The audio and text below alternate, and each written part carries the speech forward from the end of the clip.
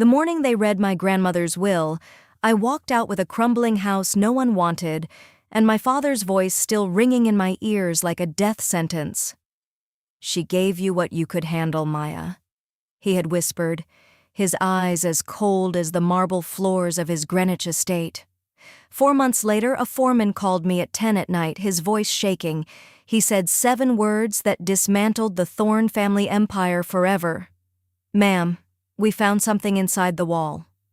When I pulled up to the house at 14 Birch Hollow, police lights were already spinning in the driveway, splashing crimson and blue against the rotting Victorian wood.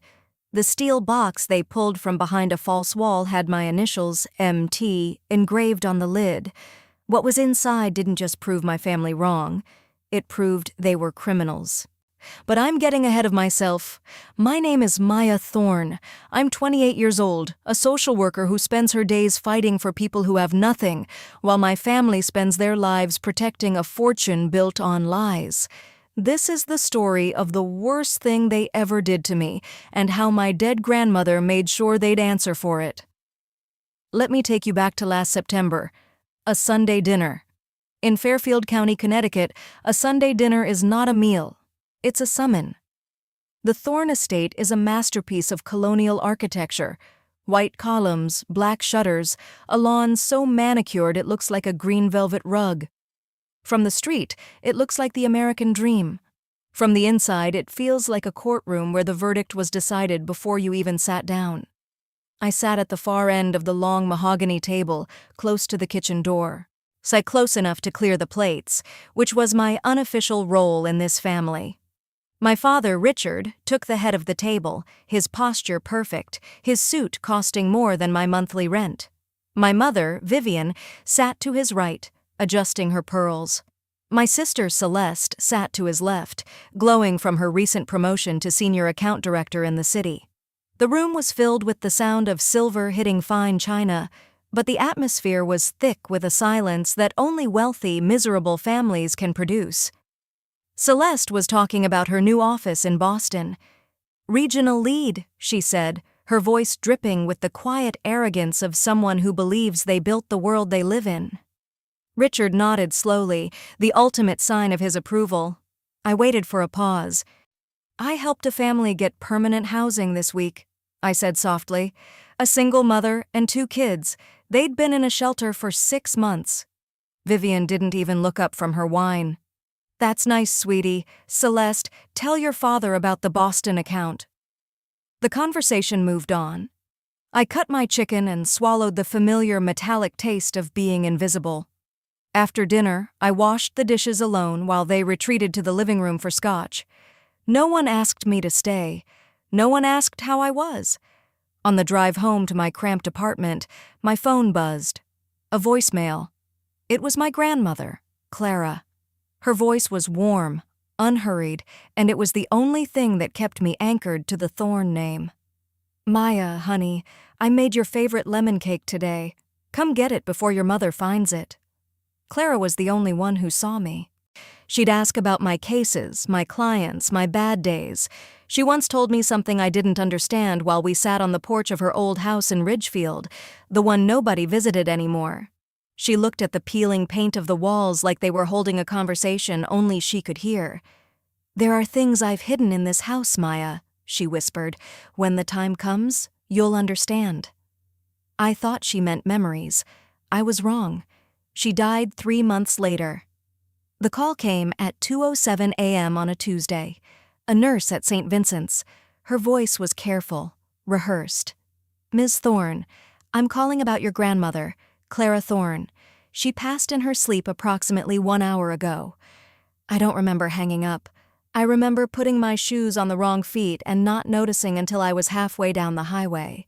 When I arrived at the hospital, I expected to find my family mourning at her bedside. Instead, I found them in the hallway. Richard, Vivian, and a man in a gray suit I'd never seen before. They were standing in a tight circle near the vending machines, whispering over a leather folder. Celeste was leaning against the wall, scrolling through her phone.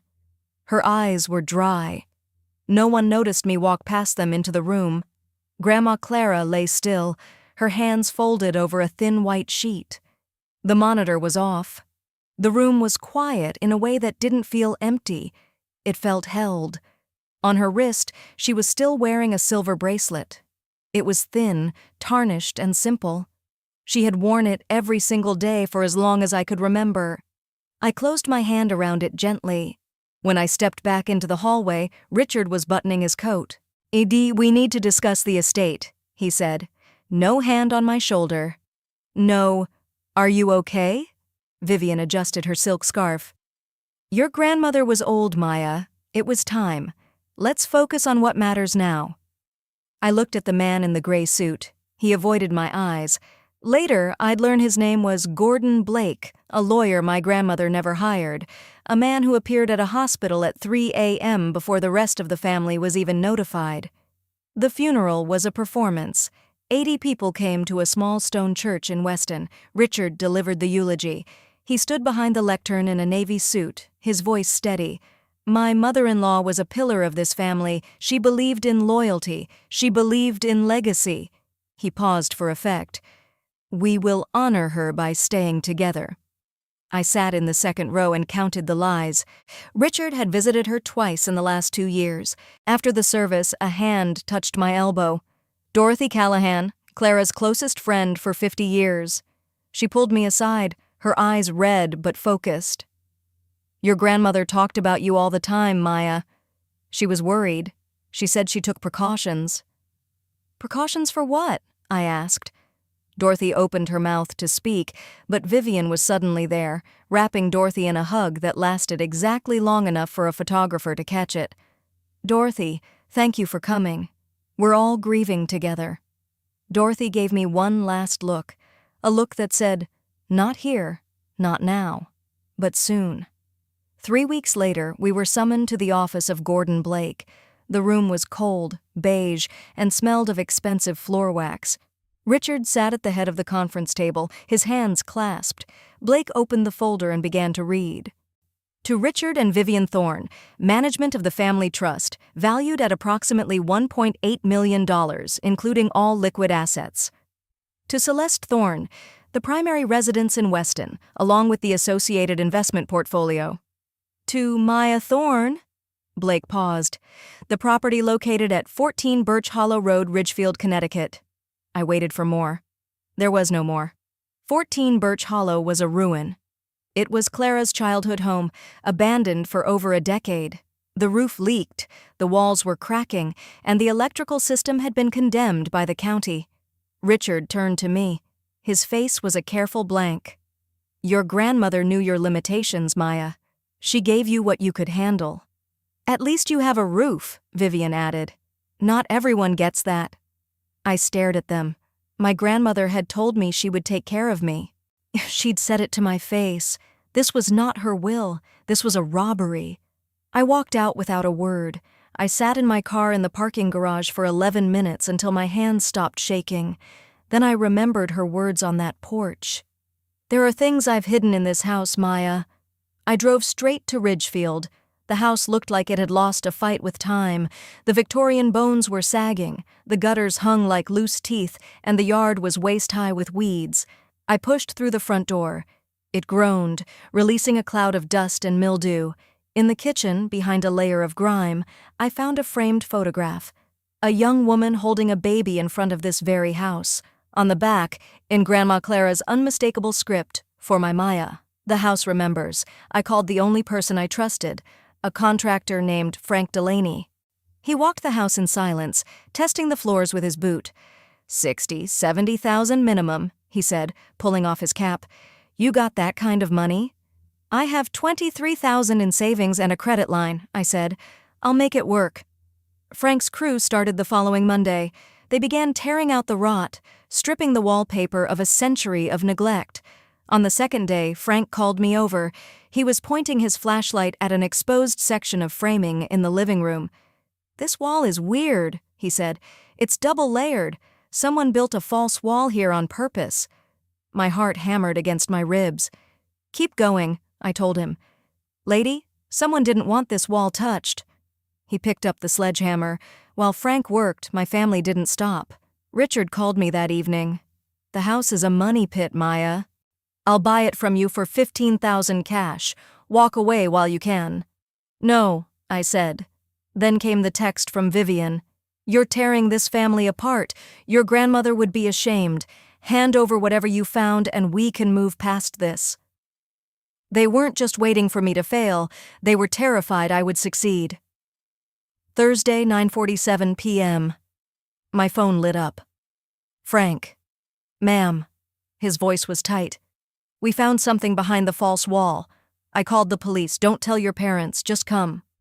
I drove through the rain like a woman possessed. When I arrived, the house was illuminated by the spinning blue and red lights of 2 police cruisers. Frank was on the porch, his face pale. Inside, in the hollow of the wall, sat a steel box. It was coated in decades of dust, but the letters engraved on the lid were clear. M.T., my initials. My grandmother had put this here years ago. She had hidden my future inside a house she knew they would reject. "It's your property," the officer said. "Open it." The lock was a 4-digit combination. I didn't even have to think. I tried my birthday. March 19th, 0319. The lock clicked. The lid was heavy, but it gave way.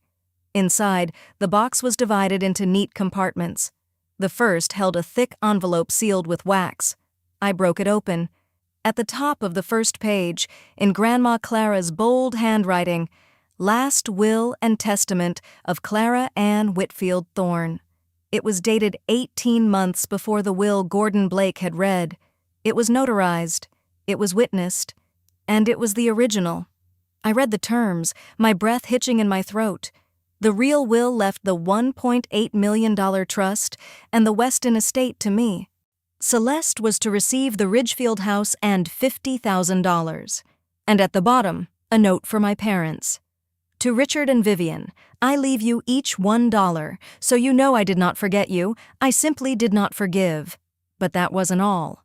In the second compartment, there was a letter that started with a sentence that made the floor tilt beneath me. "My dearest Maya, if you are reading this, then they did exactly what I feared they would do." The house didn't just remember my grandmother's love, it remembered my family's crimes. And as I looked at the third, unopened envelope stamped "Private," I realized the battle hadn't even begun. I stood in the rain outside the Ridgefield house, the original will pressed against my chest. The ink from 18 months ago felt like a live wire in my hands. Beside me, the police officers were finishing their notes, their flashlights cutting through the dark like searchlights in a prison yard. I thought I had won. I thought the truth was enough. I was 28 years old, and I was still naive enough to believe that a piece of paper could stop a man like Richard Thorne. The black Audi pulled into the gravel driveway at 11:45 p.m. No headlights, just a shadow moving through the mist. My father stepped out first. He didn't look like a man caught in a lie. He looked like a king arriving to put down a rebellion. My mother, Vivian, was right behind him, her face hidden behind a large silk umbrella. They didn't look at the police. They didn't look at Frank. They looked at the steel box sitting on the porch. "Maya," Richard's voice was low, vibrating with a controlled rage, "you've made a very public, very expensive mistake." "The mistake was yours, Dad," I said, my voice steadier than I felt. I held up the envelope. "I found the real will. I know about the $340,000 you stole from her trust. It's over." Richard didn't flinch. He didn't even blink. He just stepped into the light of the porch, and for the first time, I saw the predator behind the patriarch. It's only over when I say it is. That box? That paper? It's wood pulp and rusted metal. Gordon Blake is the attorney of record. The Fairfield court has already processed the estate. You're playing a game you don't understand. "Is that why you tried to buy the house for $15,000? I countered. "Because you were afraid I'd find this wood pulp?" Vivian stepped forward, her voice a fragile, rehearsed tremor. "Maya, darling, look at yourself. You're standing in a ruin, in the middle of the night, talking about conspiracies. You've been under so much stress. The grief, it's clearly affected your judgment." I knew that tone. That wasn't a mother's concern. It was the first strike in a new kind of war. The next morning, the strangulation began. Not physical, but financial. I tried to pay Frank for the week's work, but my card was declined. I called the bank. "Ms. Thorne, your personal line of credit has been frozen pending a legal inquiry," the clerk said. "Inquiry by whom?" "Your father, Richard Thorne. He has filed a petition as your primary benefactor, citing concerns about erratic financial behavior. They weren't just trying to hide the truth, they were trying to starve me out. By noon, a formal document was hand-delivered to my apartment. It wasn't about the will. It was a petition for mental competency evaluation. Richard and Vivian were asking the court to declare me unfit to manage my own affairs. They were using my history of therapy, the sessions I went to after Grandma Clara died, the sessions where I tried to heal from them, as a weapon. If they won, my testimony meant nothing. The original will would be discarded as the delusions of an unstable daughter. I sat in the middle of my half-gutted living room in Ridgefield and felt the walls closing in. The system I had spent my life working for as a social worker was now being used to erase me. That was when Marcus Whitfield entered the story. He didn't arrive with a fanfare. He arrived with a business card and a coffee. Eleanor Voss, the high-stakes estate litigator I'd hired, introduced us in her high-rise office in Stamford. "Maya, this is Marcus Whitfield," Eleanor said. "He's a retired special agent with the FBI. He specializes in forensic accounting and complex estate fraud. He's consulting on your case." Marcus was in his early 70s, with silver hair and eyes that looked like they had seen everything and judged none of it. He looked at me for a long time, a look so intense it felt like he was checking my DNA. "You have her eyes," he said quietly. "Whose eyes?" I asked. "Margaret's," he replied. I froze. No one called my grandmother Margaret except her oldest friends. To the family, she was Clara or Mother. Marcus didn't explain. He just opened a leather folder. "Your father is playing a local game," Marcus said, his voice like gravel. "He has Judge Harold Kern in his pocket. They've been members of the same country club for 20 years. If we stay in Fairfield probate court, you will lose. Kern will grant the competency petition, and you'll be a ward of the state by Friday." "So what do we do?" I felt the panic rising. "We stop playing local," Marcus said. He pulled out a stack of bank statements. These weren't the ones I found in the box. These were different. "I've been tracking your father's accounts for 6 months. This isn't just about your grandmother's trust. This is bank fraud. This is interstate wire fraud. This is federal." I looked at Marcus. "Why are you doing this? Eleanor is expensive, but an FBI consultant, I can't afford you." Marcus leaned forward. "You don't pay me, Maya. I've been waiting 70 years to have this conversation. Just trust the process." The next few days were a blur of psychological warfare. My sister, Celeste, called me at midnight. "Just drop it, Maya. Dad is going to bury you. He's already talked to the register. They're going to run a story about your breakdown. You're destroying our reputation." "The reputation is a lie, Celeste," I said, "and you know it. You were there when Blake read that fake will. You saw his hands shaking." "I saw a future, Maya, a future where I didn't have to worry about money for the rest of my life. Why can't you just be happy with the house?" "Because the house remembers," I said, none, and hung up. I went back to the silver bracelet.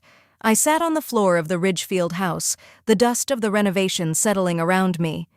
I turned the tarnished silver over and over in my hands. Vivian had called it costume jewelry, but Clara never wore anything without a purpose.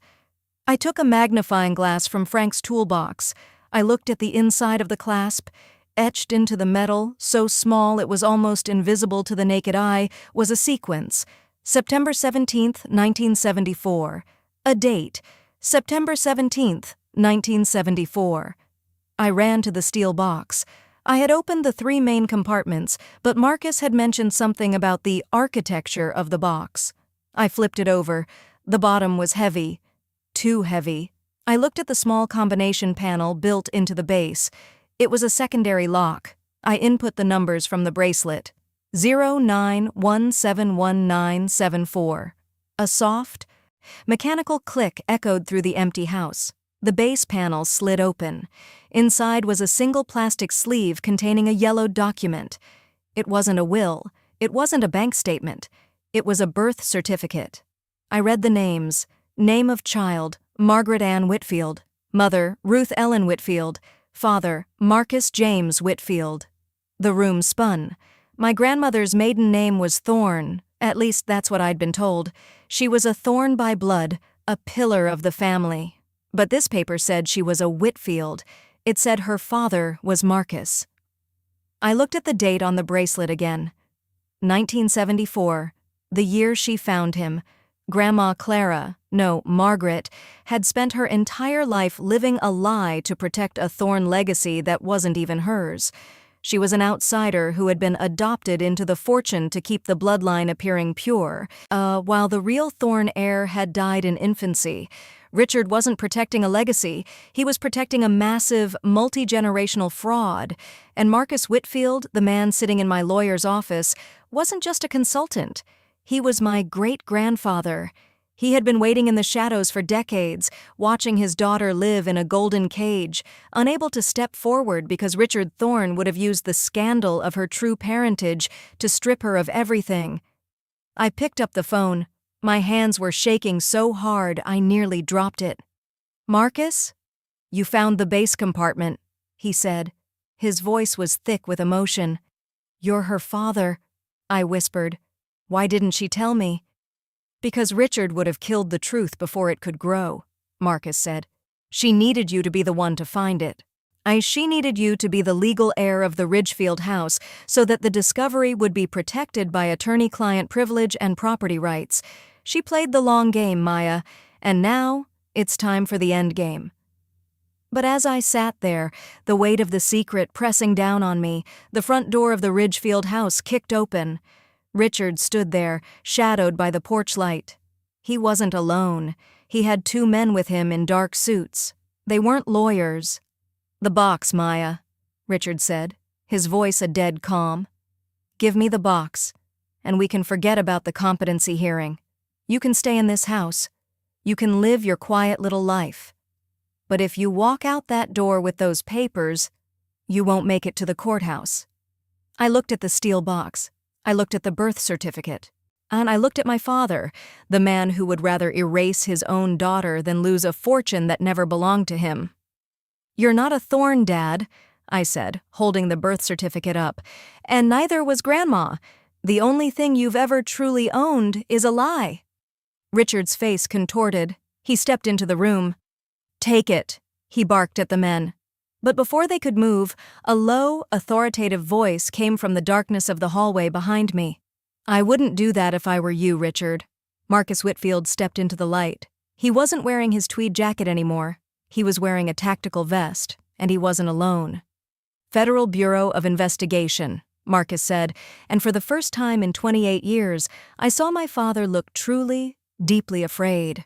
"Richard Thorne, you are under investigation for wire fraud, forgery, and the systematic abuse of a protected estate, and I think it's time we talked about what happened to the real Thorne heir in 1952.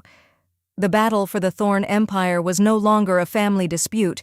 It was a crime scene, and I was finally holding the smoking gun.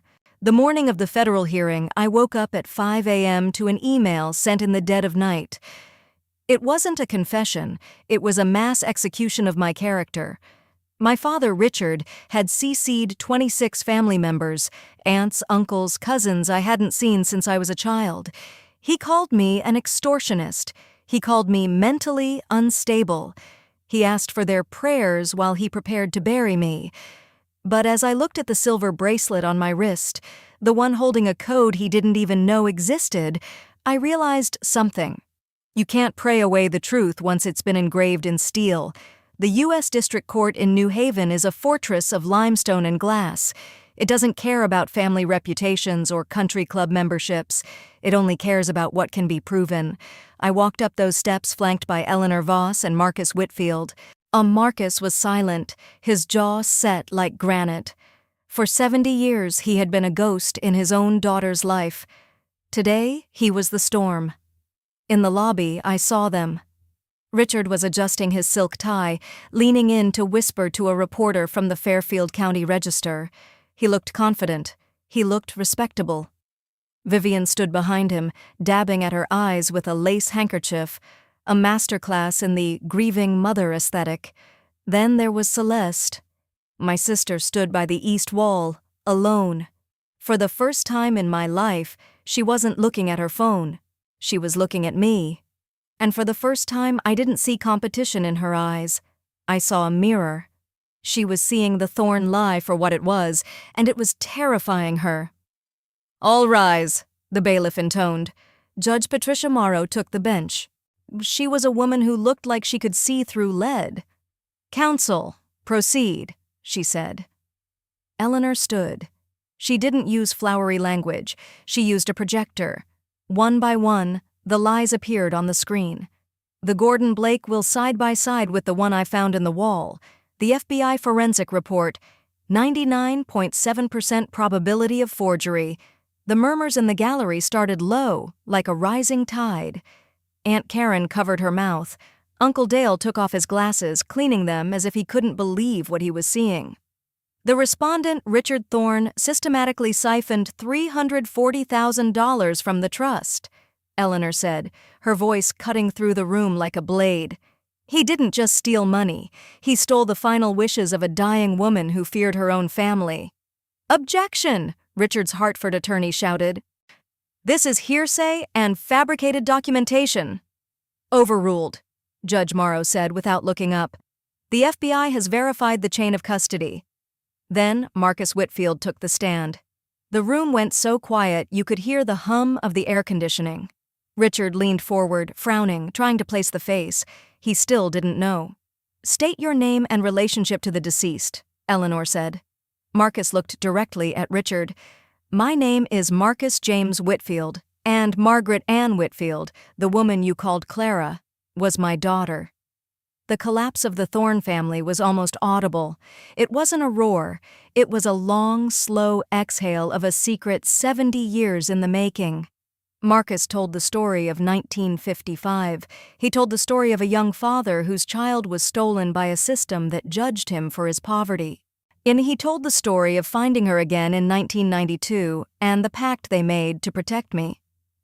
"She stayed in that family to ensure Maya would have a future," Marcus said, his voice thick but steady.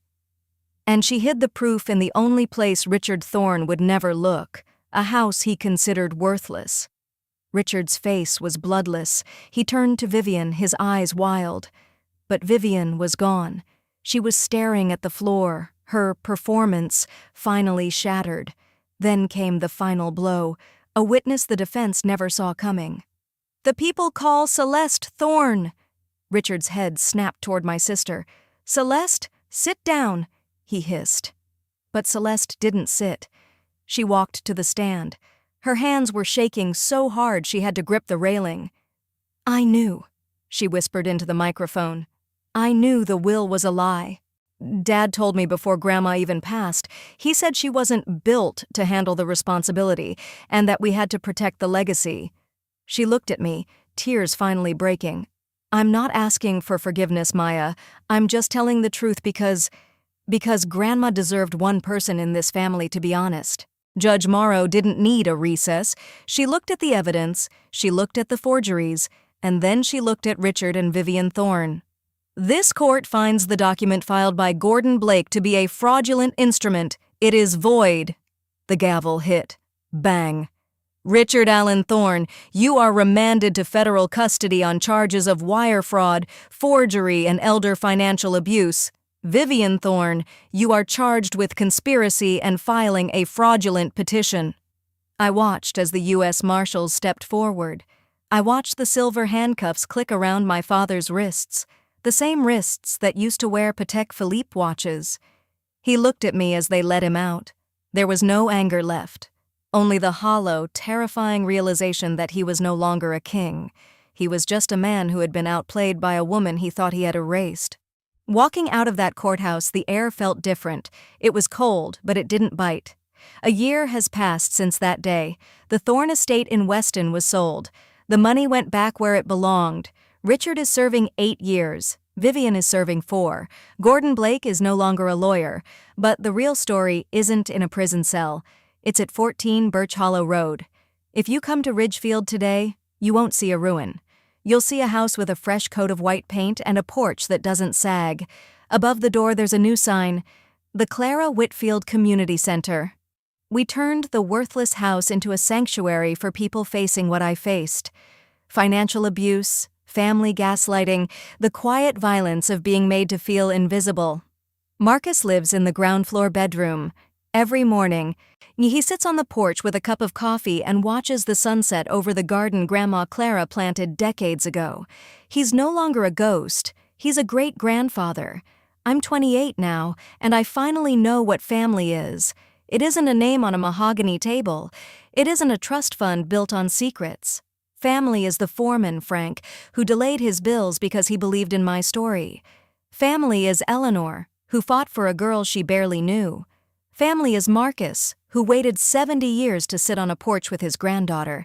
And family is a woman named Margaret, who sat alone in a house for 40 years, building a case from beyond the grave, just so I would never have to be afraid again. The house remembers, she wrote. And now, so do I. Before you go, I want to ask you one thing. If you've ever felt like the invisible one, if you've ever been told that your truth is a delusion, don't listen. The truth is heavy, but it's the only thing that will ever hold you up.